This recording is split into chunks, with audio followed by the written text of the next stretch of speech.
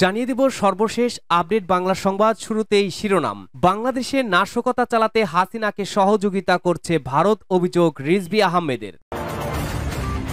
এদিকে আমরা লঞ্চঘাট বাসস্ট্যান্ড দখল করছি, আর বিশ্ববিদ্যালয় ও আদালতে জামায়াতের লোক বলেছেন বিএনপি নেতা আলতাফ হোসেন চৌধুরী। জানাবো ফেব্রুয়ারিতে নির্বাচন না হলে স্বৈরাচারের চেয়েও খারাপ অবস্থা হবে বলেছেন বঙ্গবীর আব্দুল কাদের সিদ্দিকী বীর উত্তম। এদিকে ফেব্রুয়ারির প্রথমার্ধে নির্বাচন হবে এবার জানালেন উপদেষ্টা রিজওয়ানা হাসান। জানাবো আসিফ নজরুলের মন্তব্য রাষ্ট্রবিরোধী অবস্থানে শামিল বলল এনসিপি। এবং সর্বশেষ জানাবো জুলাই সনদের খসড়া পর্যালোচনা করে মতামত দেবে বিএনপি বলেছেন সালাউদ্দিন আহমেদ। শুনছিলেন গুরুত্বপূর্ণ আপডেট বাংলা সংবাদের শিরোনাম, এবারে থাকবে বিস্তারিত।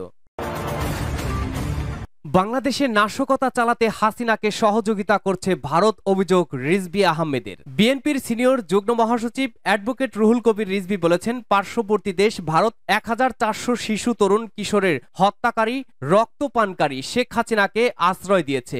এখন বাংলাদেশের ভেতরে নাশকতা করার চেষ্টা করছে। তার মানে পার্শ্ববর্তী দেশ শেখ হাসিনার কাছে এতটাই কৃতজ্ঞ, অর্থাৎ ক্ষমতায় থাকতে নিজেদের সার্বভৌমত্ব এবং স্বাধীনতা এতটাই বিক্রি করেছেন যে তাকে শেল্টার দিয়েছে এবং অপতৎপরতা চালাতে সার্বিকভাবে সহযোগিতাও করছে। রোববার নয়াপল্টনে দলের কেন্দ্রীয় কার্যালয়ে বিএনপির চেয়ারপারসন বেগম খালেদা জিয়ার জন্মদিন উপলক্ষে জিয়া পরিষদ আয়োজিত এক দোয়া মাহফিলে তিনি এসব কথা বলেন। রুহুল কবির রিজভী বলেন, আওয়ামী লীগের ভয়ঙ্কর নির্যাতনের কাছে যিনি আদর্শচ্যুত হননি তার নামই তো বেগম খালেদা জিয়া। তিনি আপোষ করতে পারতেন, শেখ হাসিনাকে ছাড় দিতে পারতেন। দিলে কি হতো? দিলে দেশের প্রতি বিশ্বাসঘাতকতা হতো, জনগণের প্রতি বিশ্বাসঘাতকতা হতো। আর এজন্যই জনগণের প্রতি বিশ্বাসঘাতকতা মানে গণতন্ত্রের সঙ্গেই বিশ্বাসঘাতকতা। এই পথ অবলম্বন করেননি, বরং মৃত্যুর সঙ্গে পাঞ্জা লড়েছেন।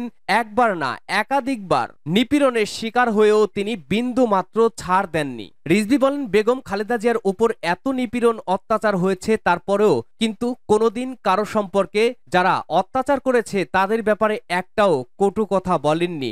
অত্যন্ত নীরবে নির্ভীকতে সব সহ্য করেছেন। যারা শত্রুতা করেছে, যারা তাকে শেষ করে দিতে চেয়েছে, তাদের ব্যাপারেও কোনো কটু কথা বলেননি। হুমকি দিয়ে বেগম খালেদা জিয়াকে বিচ্যুত করা যায়নি জানিয়ে তিনি বলেন, সংযত কথা এবং বাক্যবিন্যাসে এক অসাধারণ নেতৃত্বের উচ্চতায় তিনি প্রতিষ্ঠিত। আজকে পরিবর্তিত পরিস্থিতি হয়েছে, শেখ হাসিনার পতন হয়েছে, শেখ হাসিনা পালিয়ে গেছেন। এখন আমাদের একটি সুন্দর বাংলাদেশ গড়ার বড় সুযোগ তৈরি হয়েছে। অনেক ছোটখাটো বিষয় নিয়ে আমরা ঝগড়াঝাঁটি দেখছি। প্রাপ্তির জন্য নিজের পাতে ঝোল বেশি করে ঢালার জন্য অনেকেই নৈতিকতার সীমানা অতিক্রম করে কথা বলছে। প্রতিদিনই তো আমরা দেখছি। কিন্তু আমরা যখন বেগম খালেদা জিয়ার রাজনীতি এবং তার ব্যক্তিগত মহত্ব দেখি, তখন মনে হয় যে বেগম খালেদা জিয়ার কর্মী হিসাবে আমরা সার্থক বিএনপির একজন সদস্য হিসাবে।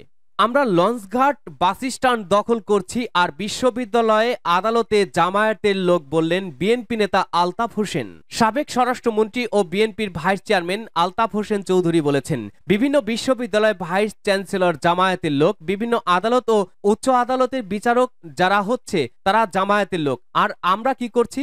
লঞ্চঘাট বাসস্ট্যান্ড ফেরিঘাট দখল করছি। আমি জামায়াতের বদনাম করছি না, আমি শুধু দুটি জিনিসের তফাৎ দেখালাম। শুক্রবার 15 আগস্ট জেলা শহরের নিজস্ব বাসভবনে নেতাকর্মীদের সঙ্গে মত বিনিময়কালে এসব মন্তব্য করেন তিনি। তার দেওয়া বক্তব্য পরে সামাজিক যোগাযোগ মাধ্যমে ভাইরাল হয়ে যায়। পরে নানা মহলে এ নিয়ে প্রতিক্রিয়া দেখা দেয়। এ সময় আলতাফ হোসেন চৌধুরী বলেন, শুধু নেতা হলেই হবে না, নেতার কোয়ালিটি থাকতে হবে। নেতা যদি মনে করে চাঁদাবাজি করাই তার কাজ, দখলবাজি করাই তার কাজ, তাহলে নেতৃত্ব দেবে কখন?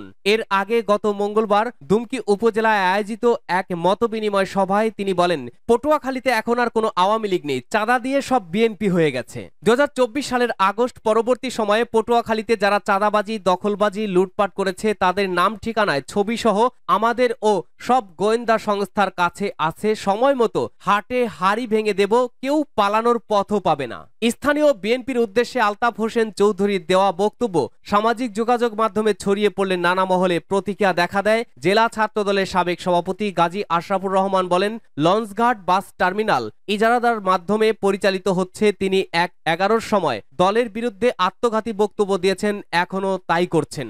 ফেব্রুয়ারিতে নির্বাচন না হলে স্বৈরাচারের চেয়েও খারাপ অবস্থা হবে বলেছেন কাদের সিদ্দিকী। আগামী ফেব্রুয়ারিতে নির্বাচন না হলে স্বৈরাচারী হাসিনা সরকারের চেয়েও খারাপ অবস্থা হবে অন্তর্বর্তী সরকারের, এমন মন্তব্য করেছেন বঙ্গবীর আব্দুল কাদের সিদ্দিকী বীর উত্তম। তিনি বিএনপিকে হুঁশিয়ারি করে বলেন, আওয়ামী লীগের স্বৈরাচারী 16 বছরের শাসন আমলে যা হয়েছে আপনারা 16 মাসে তা করলে জনগণ এই মুহূর্তে বিএনপি থেকে সমর্থন ফিরিয়ে নেবে। কৃষক শ্রমিক জনতা লীগ আয়োজিত এক সমাবেশে সভাপতিত্ব করেন বীর মুক্তিযোদ্ধা ফজলুল হক বীর প্রতীক। সমাবেশে সাবেক মন্ত্রী লতিফ সিদ্দিকী বলেছেন, 1971 সালে মুক্তিযুদ্ধের মাধ্যমে যে যুদ্ধ হয়ে আমরা বিজয়ী হয়েছিলাম, পরবর্তীতে আমরা মানুষের মুখে হাসি ফোটাতে পারিনি।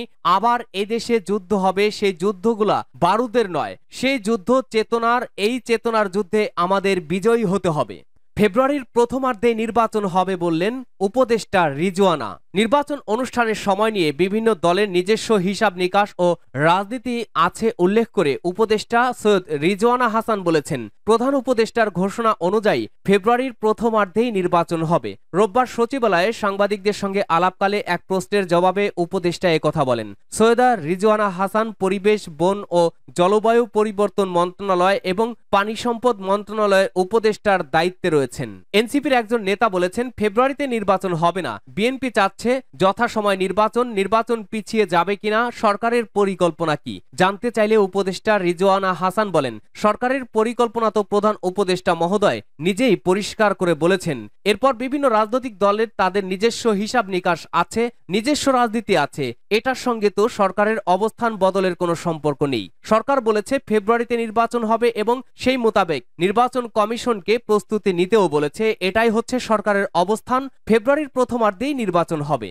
আসিফ নজরুলের মন্তব্য রাষ্ট্রবিরোধী অবস্থানে সামিল বলেছে এনসিপি। দেশের চিকিৎসা পেশা সম্পর্কে আইন উপদেষ্টা অধ্যাপক আসিফ নজরুলের মন্তব্যকে চরম দায়িত্বজ্ঞানহীনতা ও রাষ্ট্রবিরোধী অবস্থানে সামিল বলে আখ্যা দিয়েছে জাতীয় নাগরিক পার্টি এনসিপি। রোববার 17 আগস্ট এনসিপির যুগ্ম মুখ্য সমন্বয়ক ও head of health wing doctor Mohammad Abdul আহাদের সই করা বিবৃতিতে উপদেষ্টার মন্তব্যের তীব্র নিন্দা ও প্রতিবাদ জানানো হয়। বিবৃতিতে বলা হয়েছে, ইতিমধ্যে দেশের চিকিৎসক সমাজ জাতির দুর্যোগে সব সময়ে অগ্রণী ভূমিকা পালন করেছে। বিশেষ করে জুলাই গণ অভ্যুত্থানের উত্তাল দিনগুলোয় চিকিৎসকরা তাদের নির্ভীক ও মানবিক সেবার দৃষ্টান্ত স্থাপন করেছেন। চিকিৎসকদের সেই নির্ভীক সেবা পরায়ণতা বাংলাদেশের গণমানুষ চিরকাল কৃতজ্ঞ চিত্রে স্মরণ করবে। তাছাড়া করোনা মহামারীতে শত শত চিকিৎসক প্রাণ হারালেও তারা সরে যাননি সেবা দেওয়ার পথ থেকে। প্রত্যন্ত অঞ্চল থেকে শুরু করে রাজধানীর হাসপাতাল পর্যন্ত